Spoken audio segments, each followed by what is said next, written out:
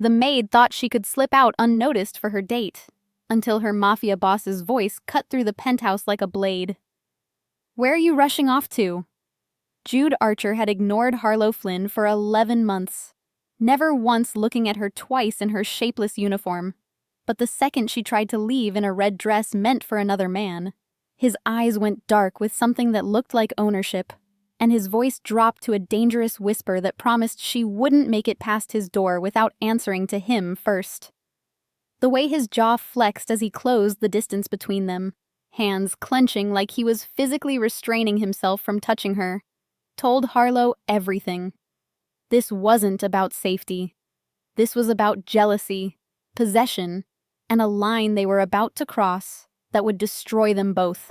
She stopped so fast her heels clicked twice on the marble, the sound echoing through the sudden charged silence.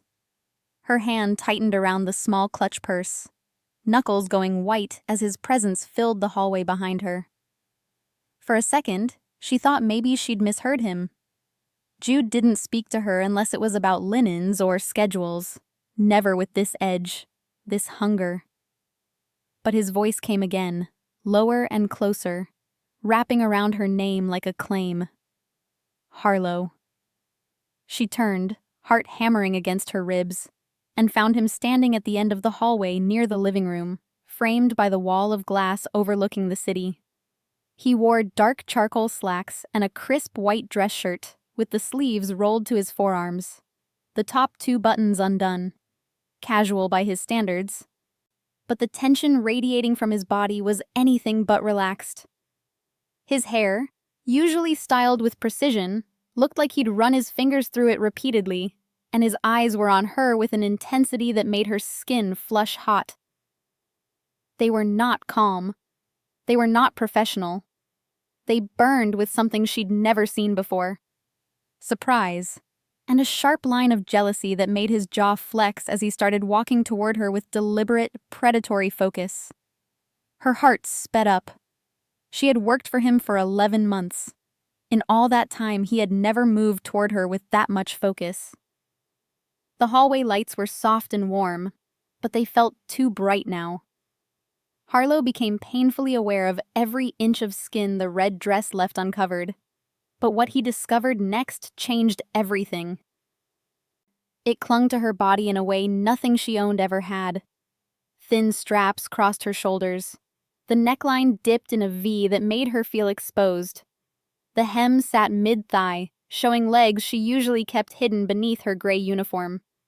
Her friend had been thrilled when she'd finally tried it on. "You finally look like someone who stops traffic," Emma had said. Standing under Jude's stare, Harlow wasn't so sure. He stopped an arm's length away. The scent of his cologne reached her, clean, woodsy, subtle. His gaze moved from her face to her shoulders, down the curve of her waist to the dress hem, then slowly back up. He let out a breath through his nose. That moment, everything in the room changed. "I'll ask again," he said, his voice low and controlled. "Where are you rushing off to?" Harlow lifted her chin a little, trying to hold on to the courage she'd had when she zipped up the dress earlier. "It's my night off," she said. "I'm going out." "You go out," he replied, his eyes never leaving hers. "You don't go out like this." If you've ever felt invisible, been told you take up too much space, or had someone make you feel like you're too much or not enough, this story is for you. Hit that subscribe button right now and comment where you're watching from. We're building a family of people who refuse to shrink anymore. That was true. Usually, she wore jeans or a simple sweater, something that didn't catch attention. She spent so much of her time in a place full of marble and city views and things that cost more than her annual salary, that outside, she preferred to disappear. Tonight was different. Tonight, she had decided she was tired of disappearing. "I have a date," she said, forcing the words out. "I'm meeting someone." What she said next shattered his trust instantly. Jude's eyes narrowed. The air between them shifted, heavier, charged. "Who?" She hesitated. A guy I met at a bookstore. Dean Baker. He raised one dark brow. You gave your number to a stranger. He's not a stranger anymore, Harlow insisted. We've been talking for 3 weeks. And now you're going to meet him. Alone. At night. In that dress. The way he said that dress made heat crawl up her neck. It wasn't mocking. It wasn't exactly disapproving. It sounded personal. One wrong move, and everything would fall apart. Harlow straightened her shoulders. Mr. Archer, I finished all my tasks. The kitchen is spotless. Your shirts are pressed and hanging in your closet. The guest suite is prepared. Tomorrow's schedule is on the counter. I clocked out. I'm not on your time. His jaw moved. For a second, she thought she saw a flicker of something almost like hurt in his eyes at the distance of her words. I know you finished your work, he said quietly. That's not what this is about. Then what is it about? She asked before she could stop herself. There was one detail everyone missed. He stared at her, and for the first time since she'd met him, he seemed to be searching for an answer he didn't already have. Jude Archer was not a man who lived with doubts. People in his world didn't have that luxury. He'd grown up learning that hesitation could cost fortunes and lives. By 34, he commanded more loyalty than men twice his age. People didn't question his orders. They didn't challenge his rules. He was used to control. Tonight, control felt far away. He had heard the soft chime of the private elevator earlier, and the click of heels on marble. He'd assumed it was the courier with the contracts. Then he saw Harlow. He almost didn't recognize her. For the first time, he wasn't in control. Gone was the loose gray uniform that made her blend into the walls. Gone was the low bun she always wore. Gone was the way she moved along the edges of the room, careful not to disturb him. In front of him stood a woman whose presence filled the hallway. The red dress drew the eye to every curve. Her dark hair fell in loose waves over her shoulders. Her lips had a subtle shine. Her eyes, usually downcast when he came near, met his directly now, even if she had to force it. He had seen countless women dressed for galas, fundraisers, power dinners. None of them had shaken his composure like this. It's about safety, he answered finally. You work for me. That makes you a target in ways you don't understand. I clean your penthouse, Harlow said. I organize your schedule and make sure you have fresh coffee in the morning. No one cares about that. But there was one thing he didn't know about his closest ally. You're wrong. His tone sharpened. People care about anything connected to me. They watch who comes in and out of this building. They look for weaknesses. I'm not your weakness, she said quietly. He held her gaze. No, he said. You're my responsibility. Her next words hit him harder than any bullet. The words hit her in a place she didn't know was empty until now. Responsibility. No one had ever said that about her. Not like that. She had always been the one taking care of others. Her mother before she passed.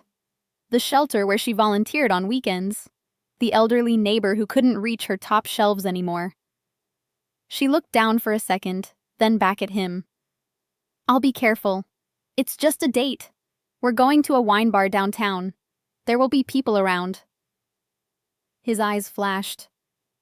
A wine bar? Which one? She frowned. What? Name of the place, he repeated, his voice dangerously calm. She told him. He couldn't explain why, but danger was closing in. Jude went very still. Harlow had seen him angry before, when a deal collapsed or someone tried to undermine his authority. This was different. This was calculation. That bar, he said slowly, is owned by a man I do business with. He's not a problem. Some of his clientele are. He pulled his phone from his pocket. The air between them had changed, thickened with something Harlow couldn't name but felt in every nerve ending. The penthouse suddenly felt smaller, the walls pressing in as Jude moved closer, not touching her but near enough that she could feel the heat radiating from his body, could catch the faint scent of his cologne, mixed with something darker, more masculine, something uniquely him that made her head spin. From here on, the rules of the game changed. Her breath caught as his eyes traveled over her face with deliberate slowness, mapping every feature like he was seeing her for the first time. His gaze traced the curve of her cheekbone, lingered on her parted lips, followed the line of her throat down to where her pulse hammered visibly at the base of her neck. The dress's neckline exposed her collarbone, and she watched his pupils dilate as his eyes dropped lower, taking in the way the midnight blue fabric clung to curves he'd never allowed himself to notice before. This was different from every other time he'd looked at her. In the uniform, she'd been furniture, background noise in his carefully constructed world, a ghost who moved through his space without disturbing it, without demanding acknowledgement. Now his gaze held weight, intensity, a hunger that made her stomach flip and her skin flush hot from her chest up to her hairline.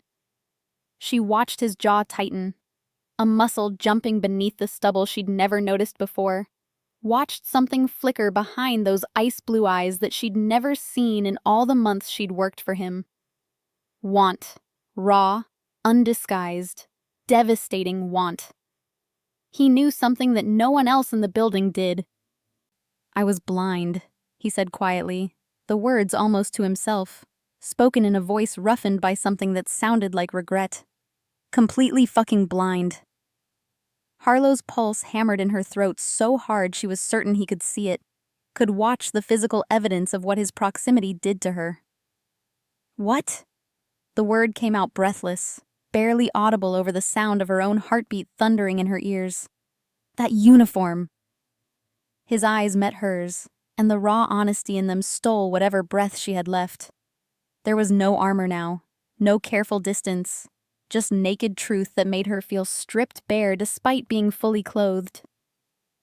"It made me not see you. The real you." He lifted one hand as if to touch her face, his fingers trembling slightly. And God, that tremor undid something in her chest, then stopped himself. His fingers curling into a fist at his side like he was physically restraining the impulse. "You've been here this whole time, right in front of me for 6 months, and I missed it. Missed you." This choice would define the rest of his life. The confession hung between them, vulnerable and dangerous and so achingly honest that Harlow felt tears prick her eyes. She blinked them back furiously, refusing to cry, but the emotion lodged in her throat anyway. Harlow felt exposed under his stare, like he was seeing past every defense she'd ever built, every wall she'd carefully constructed to survive in a world that had taught her she wasn't worth noticing. He was looking past the quiet maid who kept her head down and her thoughts to herself, past the girl who'd learned to be invisible because visibility meant vulnerability. This Jude, this man who looked at her like she was something precious and powerful and worth protecting, like she mattered in a way that had nothing to do with how well she cleaned his countertops or folded his sheets, was someone she'd never imagined existed beneath the cold billionaire shell. "I should go," she whispered, but she didn't move. Couldn't move. Her feet felt rooted to the marble floor, her body refusing to obey her mind's desperate command to run before this moment shattered and reality came crashing back. "You should," he agreed, but he stepped closer instead of backing away, closing the last few inches between them until she had to tilt her head back to maintain eye contact. "But I don't want you to." His next decision would decide whether he lived or died. The admission settled between them like a struck match. Dangerous and bright and capable of burning everything down.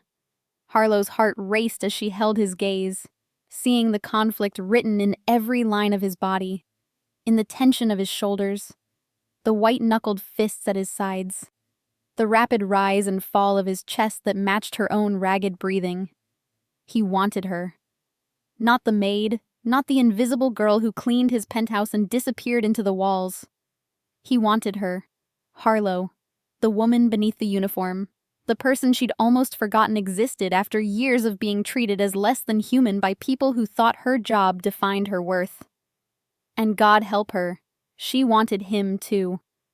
Had wanted him for so long she'd convinced herself the feeling was safe, impossible, a fantasy that would never see daylight.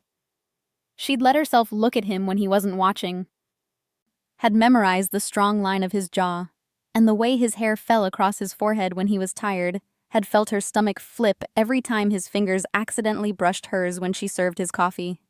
But wanting had been safe when it was one-sided, when she could tuck it away in a secret corner of her heart and pretend it didn't exist. Now daylight had come, harsh and unforgiving and impossible to hide from, and neither of them could look away. "This is a mistake." Jude's voice was rough, abraded, but he still didn't step back. If anything, he leaned in closer, like a man drawn to a flame, even as he warned himself about the burn. "You going out there? Alone." But this wasn't even the most shocking part. "I'm not fragile," Harlow said, finding her voice even as her knees felt weak beneath the weight of his attention. She forced steel into her spine, drew on every reserve of strength she'd built over years of surviving on her own. "I can handle a date. I've been handling my own life for a long time without—" "It's not about fragile." His hand finally moved, fingers catching her wrist gently but firmly, and the contact sent electricity arcing up her arm. His touch was warm, possessive in a way that should have offended her, but instead made her feel anchored, seen. "It's about safe. You think I don't know what men see when they look at you? Especially dressed like that?" Harlow's breath hitched. "Jude, you're my responsibility." The words came out fierce, possessive, each syllable weighted with something that went far beyond employer obligation. "You work for me. You live under my roof. That makes you mine to protect. Whether you like it or not." In that moment, the entire balance of power flipped. The claiming in his tone should have made her angry, should have triggered every independent instinct she possessed, every feminist principle she'd built her identity around. No man owned her.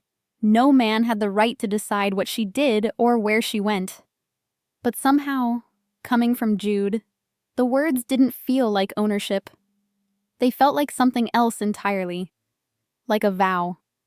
Like a promise that she wouldn't have to face the world alone anymore. That someone would have her back even when she stumbled. Instead of anger, the claiming sent heat pooling low in her belly, made her breath come faster and shallower until she felt dizzy with it. She tried to pull away, but he held firm, not hurting her but immovable, drawing her toward the glass wall that overlooked the glittering city below. Manhattan spread out beneath them like a carpet of stars, millions of lights marking millions of lives, and suddenly, Harlow felt very small and very vulnerable. "Look," he commanded, positioning her in front of him so they both faced their reflections in the dark glass. His body was a wall of heat behind her, close enough that she could feel the rise and fall of his chest, could sense every line and plane of him without actually touching. "Tell me what you see." What he didn't know was that someone was watching. Harlow stared at their reflection, trying to see what he saw. Her in the midnight blue dress that hugged her waist and flared over her hips, making her look like someone she barely recognized. Sophisticated, polished, beautiful even. Her hair loose and wild around her shoulders instead of pulled back in the severe bun she wore for work. Her lips painted deep red, her eyes made dramatic with liner and shadow. And him standing behind her like a dark guardian, his tailored suit emphasizing the breadth of his shoulders and the lean strength of his body, his ice blue eyes burning into hers through the reflection with an intensity that made her shiver. They looked like they belonged together, like two pieces of the same dangerous puzzle, like equals instead of employer and employee. "I see," she started, but her voice failed. "Not as my maid." His breath stirred the hair at her temple, sending shivers cascading down her spine like dominoes falling. as a woman walking alone into a bar full of strangers. Tell me what men will see.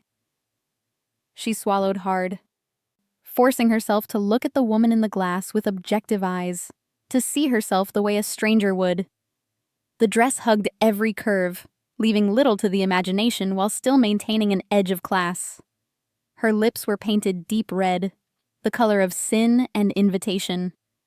Her eyes, wide and uncertain despite the dramatic makeup, held a vulnerability that she couldn't quite mask, a softness that some men would see as an invitation, a weakness to exploit. Dean's face flashed through her mind, handsome in that generic catalog model way, charming with practiced ease, but with that edge of arrogance that made her stomach twist with unease. She'd noticed it even through his carefully composed dating app photos, that slight curl of his lip that suggested he thought he was doing her a favor by swiping right. Someone in the room was lying. But who? They'll see someone they think they can use, she whispered, the truth bitter on her tongue. Someone they can dismiss, someone who should be grateful for their attention. Exactly.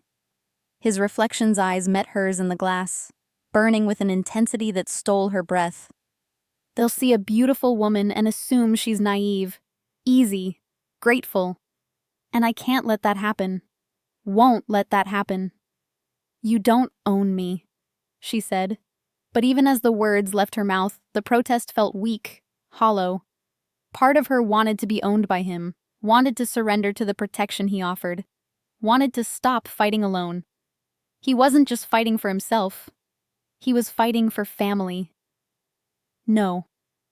His voice dropped, became something dark and honest and raw that sent electricity skating across her skin, raising goosebumps along her arms. But I want to. God help me. I want to claim every part of you until there's no question whose you are. And that's the fucking problem, Harlow. That's why you shouldn't go. Because if I keep you here, it won't be about protection. It'll be about possession. About keeping you for myself because I'm too selfish to let anyone else have you. The confession hung in the air between them, so raw and honest it hurt to hear. Harlow watched their reflection, saw the way his hands trembled with the need to touch her, saw the muscle jumping in his jaw as he fought for control. This man, who controlled millions of dollars with a phone call, who commanded respect from everyone who crossed his path, was losing control over her. Because of her. What if I want to be kept? The words tumbled out before she could stop them, brave and reckless and true. His eyes darkened to storm cloud gray. Don't say that unless you mean it. And suddenly, he realized he was being played. I mean it.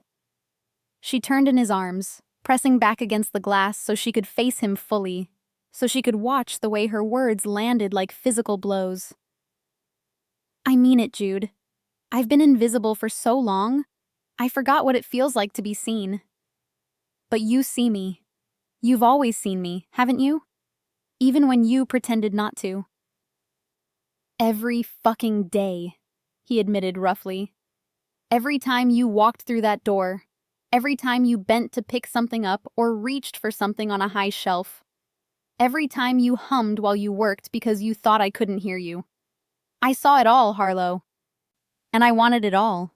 If someone who makes others feel invisible and worthless for just existing makes your blood boil like it does mine, hit that subscribe button and join us. Drop a comment telling us where you're watching from. Let's stand together against everyone who's ever made someone feel like they don't matter. Jude released her wrist and stepped back abruptly, running one hand through his perfectly styled hair and destroying the careful order, leaving it disheveled and somehow more attractive. The space between them felt cold, empty, like a physical loss. Harlow turned to face him fully now, watching as he pulled his phone from his pocket with fingers that weren't quite steady and typed something quickly, his jaw still tight with whatever he was holding back. But this wasn't the first time something like this had happened. A moment later, her phone buzzed in her clutch, the sound obscenely loud in the charged silence. "That's my personal number," he said, his eyes locked on hers with fierce intensity. Direct line. No one else has it except Marcus and my lawyer. Harlow pulled out her phone with trembling hands, staring at the screen where a new contact glowed.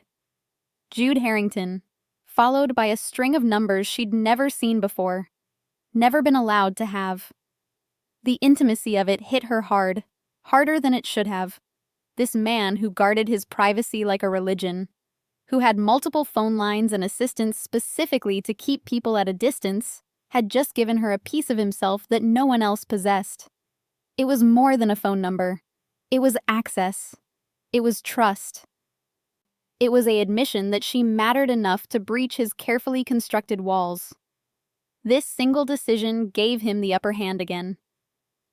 If anything feels wrong, he continued, moving toward her again like he couldn't help himself, like she was gravity and he was powerless against the pull. If this guy makes you uncomfortable in any way, if you want out for any reason, you call me. Immediately. Understood? Jude, I can handle... Understood.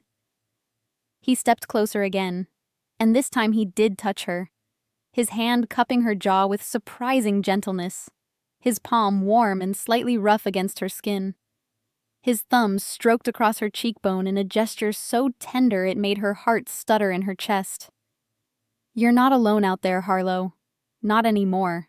I don't care if it's midnight or 3 in the morning or if I'm in a board meeting. You call me and I'll come. No questions, no judgment, no lectures about independence. Just come. I will always come for you. He didn't want revenge. He needed it. The promise in his voice made her throat tight, made tears burn behind her eyes again. No one had ever offered her that before, that absolute certainty of protection, of someone who would drop everything and come running if she needed them. Her parents had died when she was 19, and since then she'd been alone, learning to rely only on herself because there was no one else.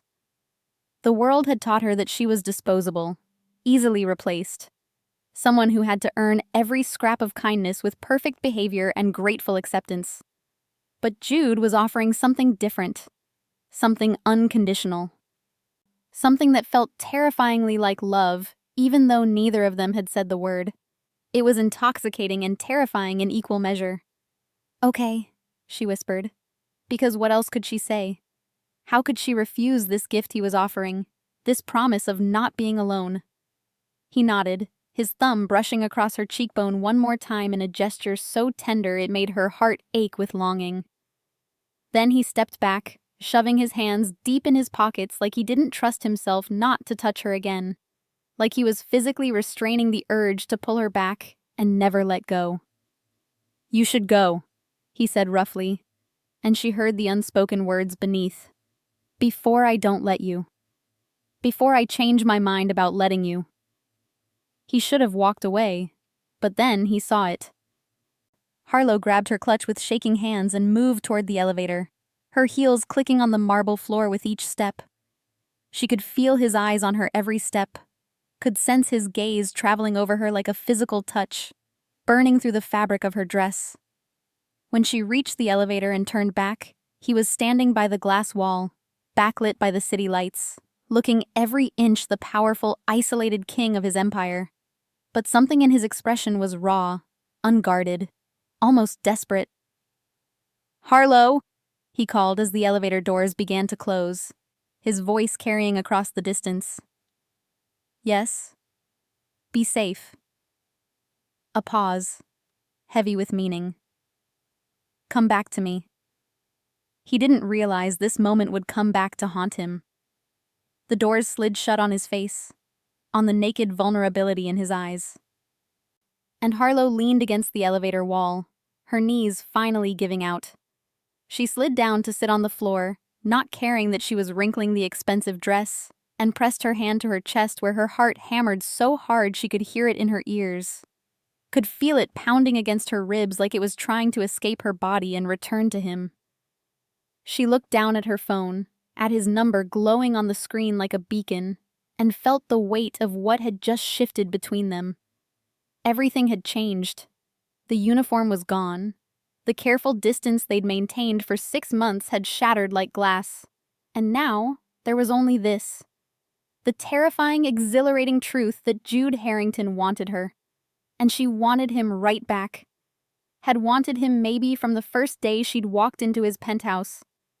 When he'd looked up from his laptop with those ice blue eyes, and something in her chest had recognized something in him. Two lonely people, circling each other for months, pretending not to see what was building between them. Now they'd seen it. And there was no going back. The bar was loud, crowded with the kind of beautiful people who looked like they belonged in magazine spreads. Women in designer dresses that cost more than Harlow made in a month. Men in suits that screamed money and privilege. Bass thumped from hidden speakers, the music just a bit too loud to be comfortable, forcing people to lean close to be heard. The lighting was dim, atmospheric, designed to make everyone look attractive and mysterious. Something didn't add up, and the truth was darker than he expected.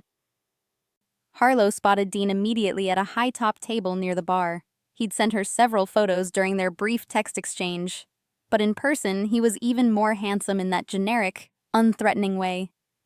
Perfect teeth revealed in a practiced smile. Expensive clothes that managed to look casual while probably costing thousands. Sandy hair artfully tousled. The kind of confidence that came from never having been told no. Never having to worry about rent or groceries or whether you'd have a job next month. "Harlow!" He waved her over, his smile bright and practiced. The smile of someone who'd been on many first dates. "Wow, you clean up nice. Really nice."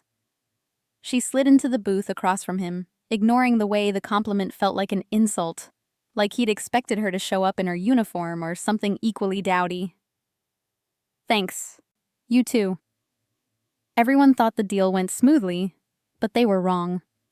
"I have to admit, I was surprised you agreed to meet." Dean leaned back, his eyes traveling over her with lazy, entitled appreciation, like he was appraising merchandise.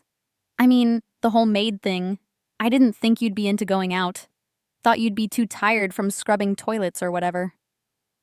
Harlow's smile felt frozen on her face, a rictus of politeness she'd perfected over years of dealing with people who treated service workers like they were barely human. "I have a life outside of work." Of course, of course." He waved for a waiter, his gesture imperious, and ordered them both drinks without asking what she wanted. Top-shelf whiskey for him, a vodka cranberry for her, the kind of drink he probably assumed all women liked. "It's just unusual, you know? Meeting someone who does that kind of work.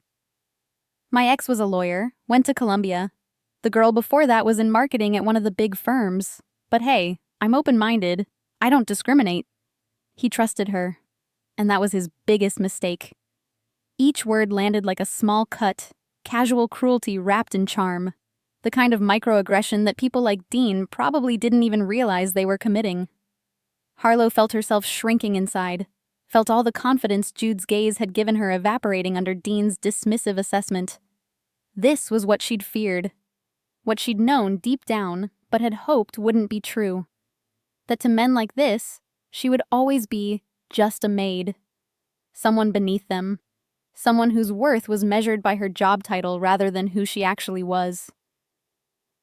Someone who should be grateful for their attention. "So, what's it like?" Dean continued, oblivious to her discomfort, or perhaps simply not caring. He took a long drink of his whiskey, his eyes never quite meeting hers, always scanning the room like he was checking if there were better options available. "Working for a guy like Harrington? I hear he's intense. Cold. Does he even notice you exist, or is it all like robot billionaire mode 24/7? The question hit too close to truths Harlow wasn't ready to examine, wasn't ready to share with this stranger who'd already shown his disdain. "He's fine," she said tightly, her fingers curling around her clutch under the table, feeling the outline of her phone. Jude's number. A lifeline. Professional. His right-hand man had been hiding something from him. Professional. Dean laughed. The sound harsh and mocking. "Yeah, I bet. Guys like that, they don't even see the help, right? You're basically furniture to him. Invisible." He took another drink, warming to his topic. I had a maid growing up. Well, my parents did. Maria or Martina or something. Worked for them for like 20 years and I don't think my dad ever learned her actual name. Just called her the Maid. He said it like it was funny, like it was a charming anecdote instead of a damning indictment of his character and his family's values. Didn't expect that from a cleaning girl, being all protective of the boss. That's cute. He grinned at her like he'd paid her a compliment. Kind of like a puppy defending its owner. The words hit harder than they should have, confirming every fear she'd carried into this date like weights in her pockets. She wasn't a person to Dean. She was a novelty. A story he could tell his friends about the time he went out with his building's maid, slumming it with the help for a laugh. She'd been right to hesitate, right to feel that twist of unease in her stomach when he'd first messaged her. Her phone burned in her clutch, Jude's number a lifeline she was suddenly desperate to use. But pride held her back. She'd insisted she could handle this, had pushed back against his protectiveness. How could she call him after 15 minutes because some guy was an asshole? She'd survived worse. She could survive this. But God, she didn't want to. Jude stood at the glass wall 43 floors up, staring down at the city lights without seeing them. His jaw was so tight it ached, muscles bunched and hard as stone beneath his skin. His hands were fisted at his sides, knuckles white with the force of his grip. Every instinct he possessed screamed at him to go after her, to drag her back to the penthouse where he could keep her safe, where he could look at her without the interference of some mediocre man who wouldn't see her worth, who would treat her like she was disposable. For once, he wasn't thinking like a boss, but like a man about to lose everything. But he'd promised. He'd let her go because keeping her would have been selfish, would have been about his wants rather than her needs. And Harlow deserved better than his selfishness, even if waiting was killing him. His phone buzzed. Marcus. Of course Marcus, his head of security, his oldest friend, the one person who knew him well enough to anticipate what he'd need. Jude had sent him to watch over her without telling Harlow, had positioned him at the bar with instructions to monitor and report. Invasive? Absolutely. Necessary for his sanity? Without question. Security update. Subject is at Meridian Bar with Dean Baker. Subject appears uncomfortable. Baker has made 3 references to her employment status in the first 10 minutes. Direct quote, "The Maid." But the real question was, who planned it? Jude's vision went red around the edges, fury burning through him hot and chemical. He read the message again, then again, each word stoking the rage burning in his chest until he thought his ribs might crack from the pressure. Some asshole was sitting across from Harlow, reducing her to her job, making her feel small when she was anything but. He could picture it perfectly. Her forced smile, the polite mask she wore when dealing with difficult people, the way she would retreat into herself while maintaining perfect composure, trying to be polite when she should be walking out. Another message from Marcus. Baker just told bartender he's slumming it tonight. Direct quote. Subject overheard. She's reaching for her purse. Permission to intervene? He realized he wasn't alone. Someone else had arrived. Fuck this. Jude was already moving, grabbing his keys and phone from the counter, his movements sharp and aggressive. His fingers flew across the screen. I'm on my way. ETA 7 minutes. Keep eyes on her. He didn't wait for Marcus's response. Didn't think about what he was doing or what it meant or what Harlow would say about him crashing her date. All he knew was that Harlow was uncomfortable. Some piece of shit was disrespecting her, calling her the maid like it was an insult, like her work somehow defined her worth. And he'd promised he would come. He'd also promised to let her handle her own life, to give her space, to respect her independence. But that promise shattered the moment someone made her feel less than what she was. Those promises didn't matter when Harlow was hurting. This was only the beginning of a much bigger war. The elevator ride down felt endless. each floor ticking by with agonizing slowness. Jude's reflection in the polished doors showed a man barely in control, his usual careful mask cracked and showing something raw and dangerous underneath. His tie was loosened, his hair disheveled from running his hands through it, his eyes wild with barely leashed fury. He'd built his entire life on control, on keeping people at a distance, on never letting anyone close enough to matter. Emotions were weakness. Attachment was vulnerability. He'd learned that lesson young, when his parents had used his love as a weapon against him, when every person who'd claimed to care had really only cared about his money and name. But Harlow mattered, had mattered for longer than he'd admitted to himself. She'd slipped past his defenses without even trying, had made his cold penthouse feel like a home just by existing in it, had gotten under his skin so completely he couldn't remember what it felt like before she was there. He had no idea the night would end in blood. Seeing her in that dress had stripped away his last defense, had forced him to acknowledge what he'd been denying for months. He couldn't pretend anymore that she was just his maid, just another employee, just another person who passed through his life without leaving a mark.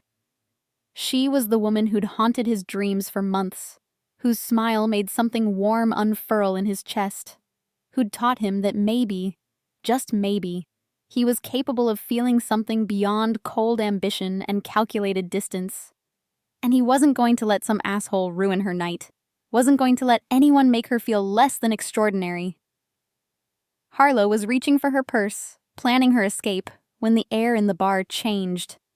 The energy shifted, conversations dimming, heads turning toward the entrance. She felt him before she saw him. That presence, that weight, that indefinable quality that said Jude Harrington had entered a room and everyone needed to take notice. What followed next was completely unexpected. Her head snapped up and there he was, moving through the crowd like a predator stalking prey, his eyes locked on their table with lethal focus. People parted for him instinctively, sensing the danger rolling off him in waves, the barely leashed violence in every line of his body. He'd loosened his tie, his hair was disheveled, and there was something wild in his eyes that she'd never seen before.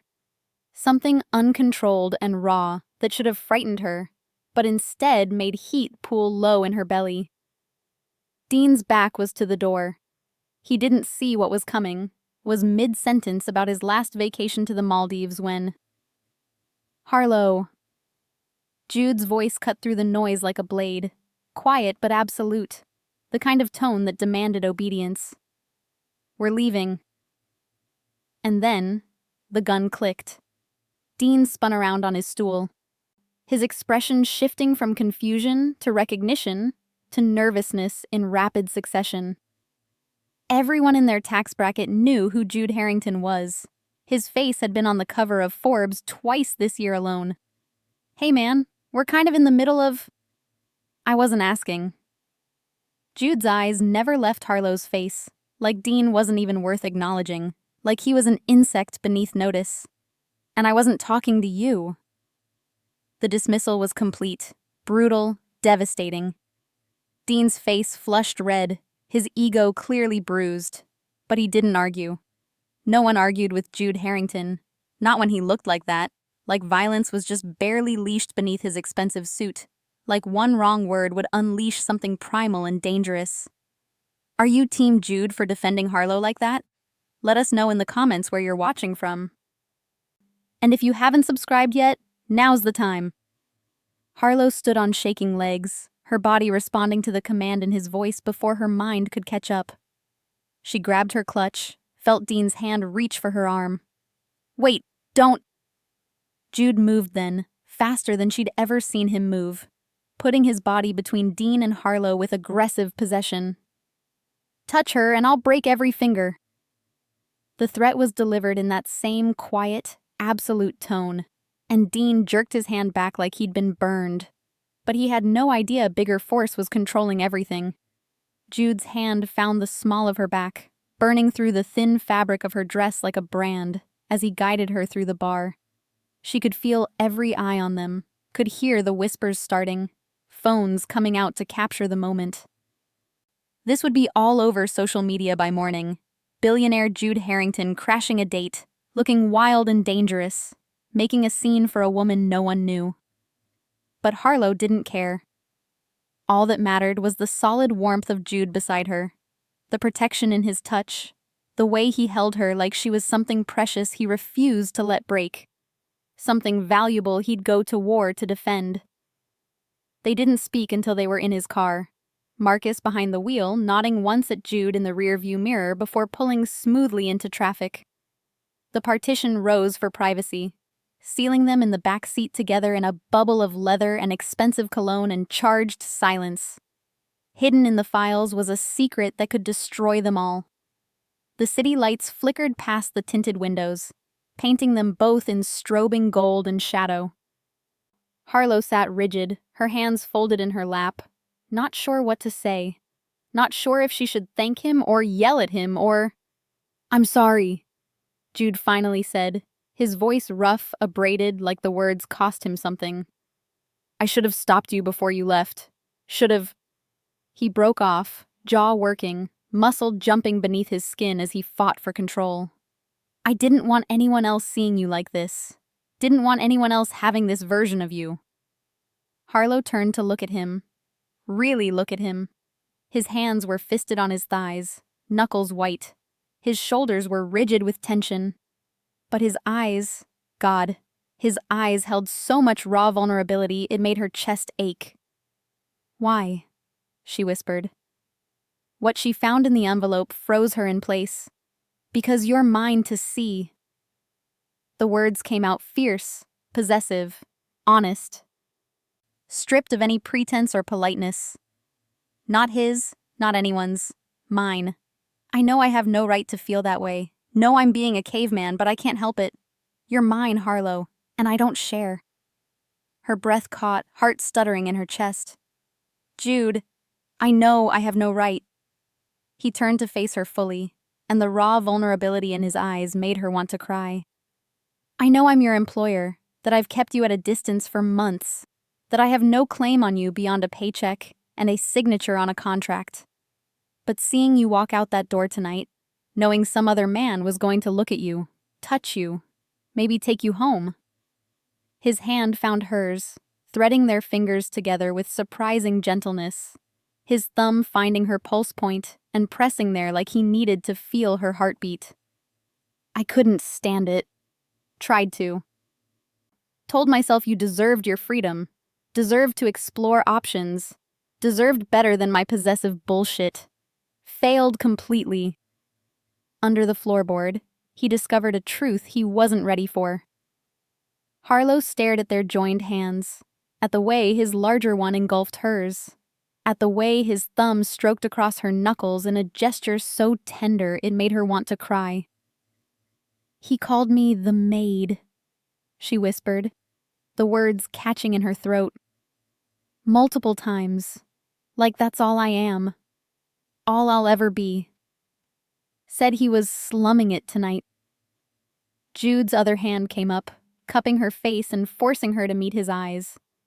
His grip was gentle but inexorable, demanding she see the truth written in his expression. "You are so much more than that. So much more than he could ever see or deserve or even comprehend. You're brilliant and beautiful and so goddamn strong it terrifies me. And I'm going to spend however long it takes proving that to you, showing you what I see when I look at you." "What do you see?" she asked, needing to hear it, needing the words spoken aloud. "Everything," he said simply. "I see everything, Harlow, and I want it all." Morning light filtered through the floor-to-ceiling windows, painting the penthouse in shades of gold and amber, warm and soft and forgiving. Harlow woke slowly, fighting through layers of sleep, disoriented and confused before memory came flooding back in fragmented images. Jude carrying her upstairs after she'd fallen asleep in the car, emotionally exhausted. His hands, careful and controlled, removing her heels and setting them aside. The whisper of fabric as he'd pulled a blanket over her. the feather-light brush of his lips against her forehead, the whispered, "Sleep well, sweetheart," before he'd closed the door. She sat up, taking in the unfamiliar room. Modern, expensive, but somehow warmer than the rest of the penthouse. Cream walls instead of stark white. A plush rug beneath the bed. Art on the walls that looked chosen for beauty rather than investment value. This wasn't a guest room that got used for business associates. This was personal space. Space Jude had prepared for her specifically. A glass of water waited on the nightstand, along with 2 pain relievers, anticipating a headache she didn't actually have. The gesture made her smile. Such a small thing, but it spoke of thoughtfulness, of someone paying attention to what she might need. Harlow found her dress hanging in the closet, carefully placed on a padded hanger so it wouldn't wrinkle. But there was also a shirt, one of Jude's, soft and enormous, laid out on the chair like an invitation. She picked it up, brought it to her face, breathed in his scent.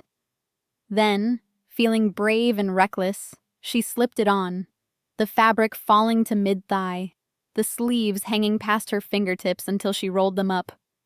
When she emerged into the main living area, she froze. Jude stood in the kitchen, actually cooking. Not just heating something up or having food delivered, but genuinely cooking. Eggs scrambling in a pan, bacon sizzling on the griddle, toast in the toaster. He'd traded his suit for worn jeans that hugged his lean hips and a black t-shirt that showed off the powerful lines of his body, the breadth of his shoulders, the corded strength of his arms. His hair was slightly mussed like he'd been running his hands through it, making him look younger, more approachable. Less like the untouchable billionaire, and more like just a man making breakfast for someone he cared about.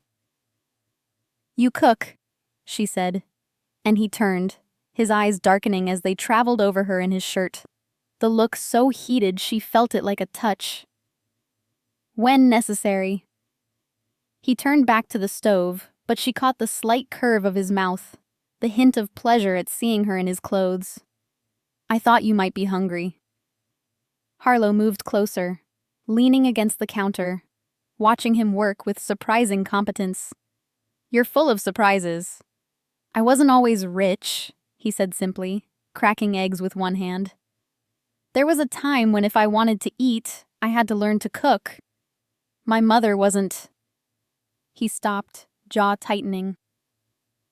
"Let's just say I learned to be self-sufficient early." The glimpse into his past intrigued her. Jude never talked about his family, never mentioned his childhood. She'd always assumed he came from money, born with a platinum spoon in his mouth. But apparently, there was more to his story. "Tell me," she said softly. "Another time." He plated the food, the portions generous, and set it on the counter. Then he finally looked at her fully, his expression serious, almost nervous. "I want to build something with you, Harlow. Starting today. No more pretending you're just my maid. No more keeping distance because it's proper or professional or safe. Just you and me, figuring out what this is, what it could become." Her heart hammered against her ribs, hope and fear warring in her chest. What if it doesn't work? What if we ruin? Then we'll deal with it. He moved closer, his hand coming up to tuck a strand of hair behind her ear, the gesture achingly tender. "But we'll never know if we don't try. And I'm tired of not trying, of letting fear keep me from something I want. Someone I want. I've spent my whole life building walls, keeping people out, convincing myself I was better off alone. But you've made me realize I was just surviving, not living. And I want to live, Harlow. With you." The vulnerability in his admission made her brave, made her willing to take the risk. "I want that too," she whispered. "Want you. Have wanted you for so long I stopped believing it could be real. Stopped believing someone like you could want someone like me." Jude's answering smile was devastating, transforming his usually guarded face into something open and genuine and beautiful. "Someone like me? You mean a workaholic control freak with attachment issues?" He cupped her face in both hands, his thumbs stroking her cheekbones. It's real, sweetheart. Most real thing I've felt in years. You make me feel things I didn't know I was capable of feeling anymore. They ate breakfast in comfortable silence, stealing glances at each other like teenagers with their first crush. Harlow couldn't stop looking at him like this, relaxed, unguarded, just Jude without the armor he wore for the rest of the world. Every small smile, every brush of his hand against hers felt like a gift, something precious she wanted to hold close and never let go. The food was simple but good, cooked with care. The eggs were fluffy, seasoned perfectly. The bacon was crispy on the edges but still tender in the middle. The toast was golden and buttery. It tasted like home, like comfort, like being cared for. Jude set down his fork, his expression shifting to something more focused, more intense. Have dinner with me tonight. We're eating right now, Harlow said, teasing, trying to lighten the sudden weight of his attention. Not like this. He reached across the counter, catching her hand in his, threading their fingers together. I want to take you to dinner. A real date. You and me, somewhere beautiful, somewhere worthy of you, where we can talk about what we want next. What this becomes. How we navigate this thing between us. The formality of it, the clear intentionality, made her breath catch. He wasn't talking about a casual hookup or a brief affair. He was talking about building something, investing in something, making this real and permanent. You don't have to. I want to. His thumbs stroked across her knuckles, the gesture now familiar and achingly intimate, grounding her. I want to do this right, Harlow. Want to take you places, learn everything about you I've missed while I was being blind and stubborn. What you like, what you dream about, what makes you laugh, what makes you cry. Your favorite movie and your least favorite food, and whether you prefer sunrise or sunset. I want to really know you, not just the parts you show while you're working, not just the careful mask you wear, all of you. Harlow felt tears prick her eyes at the raw honesty in his voice, at the naked want written across his face. No one had ever wanted to know her like this, had ever looked at her and seen something worth discovering, worth investing time and effort to understand. Dean's dismissive words from last night felt like they belonged to a different lifetime, a different version of herself that Jude had somehow seen past. Okay, she whispered, her voice breaking slightly. Yes. 7 o'clock, Jude said, his smile widening, genuine joy transforming his features. I'll make a reservation somewhere special. And Harlow? Wear whatever makes you feel beautiful. Not for me, not for anyone else. For you. Wear something that makes you feel like the extraordinary woman you are. The distinction mattered, showed her that he understood what last night had cost her, how Dean's casual cruelty had chipped away at her confidence, had made her question her worth. Jude wasn't asking her to perform or to prove anything. He was asking her to be herself, fully and completely, and promising that would be enough. More than enough. What if I want to wear the dress from last night? She asked, testing, wanting to see his reaction. Since you seem to like it.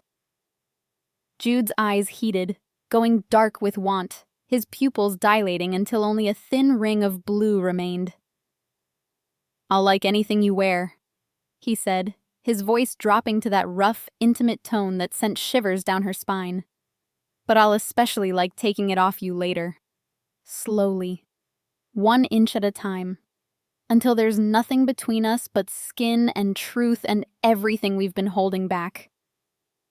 The promise in his voice sent heat pooling low in her belly, made her breath come faster, made her hyper-aware of every inch of space between them. This was happening. They were really doing this, crossing every professional line that had kept them apart, burning every bridge that led back to safe distance. It should have felt scary, reckless, like standing at the edge of a cliff with no safety net. Instead, it felt inevitable, Like every moment since she'd started working for him had been leading to this collision, this convergence, this moment when they finally stopped fighting what they both wanted. "So what does this mean?" Harlow asked softly, needing clarity, needing to understand the shape of what they were building. "For us, for my job, for how we navigate this?" Jude stood and rounded the counter, pulling her to her feet and into his arms with gentle insistence. The embrace felt natural, right? Like they'd been doing this for years instead of hours. His hand came up to cradle the back of her head, fingers threading through her hair, holding her like she was precious and breakable and worth protecting. "It means you're not going to be treated like someone who works here," he said firmly, his voice brooking no argument. "Not anymore. Not ever again. You're not my employee, Harlow. You're—" He paused, searching for the right words, wanting to get this exactly right. "You're the woman I want to build something with. Something real and lasting and true. Not boss and maid, not employer and worker. Just us. Just Jude and Harlow, figuring this out together." "What about the penthouse?" she asked, practical despite the emotion clogging her throat. "Where will I—" "Stay here." The words came out fast, almost desperate, like he'd been holding them back and couldn't contain them anymore. "Stay with me. Move into one of the guest rooms if you need space, if you need time to adjust, or—" His jaw tightened, vulnerability flashing across his face so naked it hurt to see. "Or eventually, when you're ready, when this feels solid and real and permanent, stay with me. In my room, in my bed. Wake up with me every morning and fall asleep beside me every night." The offer should have felt too fast, too soon. They'd barely acknowledged this thing between them, had only just started exploring what it meant. Moving in together, even in separate rooms, was a huge step. But Harlow had learned to trust her instincts, and every instinct screamed that this was right, that Jude Harrington, for all his cold exterior and guarded heart, was offering her something he'd never given anyone else. A place in his life, a home in his heart. "What about work?" she asked. "I still need—" "You'll never have to worry about money again," Jude said fiercely. "I'll take care of everything. But if you want to work, if you need to work, we'll figure it out. Maybe you do something different. Maybe you go back to school if that's what you want. Maybe you find something that actually fulfills you instead of just pays the bills. Whatever you want, Harlow. Whatever makes you happy." "I don't want your money," she said, needing him to understand. "I want to earn my own way, want to contribute, want to be a partner, not a dependent." "Then we'll be partners," he agreed immediately. "Equals. But you have to let me help. Have to let me give you opportunities you wouldn't have had otherwise. Not because I'm buying you, or because you owe me. Because I want to see you thrive. Want to watch you become everything you're capable of being." "Is that so wrong?" "Okay," she said, and watched his entire body sag with relief, tension draining from his shoulders. "Okay? I'll stay. We'll figure out the rest as we go." She pulled back enough to see his face, to witness the unguarded joy that transformed him, made him look younger and softer and almost boyish. "But Jude, I don't want this to be about you protecting me or taking care of me because you feel responsible. I don't want to be a project or a charity case. I want this to be real, equal. Both of us choosing this, choosing each other because we want to, not because we have to." "It is real," he said fiercely, cupping her face in both hands, forcing her to see the truth in his eyes. "Most real thing in my life. You make me feel things I didn't know I could feel. Want things I never thought I deserved. You make me want to be better, softer, more human. And yeah, I want to protect you, want to give you everything, want to shield you from every hurt the world could throw at you. But that's because you matter, Harlow. Because losing you would break something in me I didn't even know could break. Because you've become essential to my existence in a way I can't explain and don't want to fight. Harlow reached up, covering his hands with hers, feeling the calluses on his palms that spoke of a past he didn't talk about.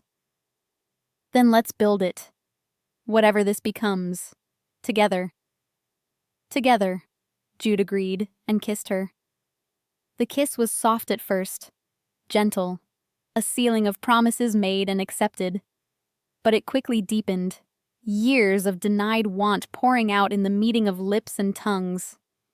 In the desperate press of body against body, Harlow gasped against his mouth, her hands fisting in his shirt, pulling him closer.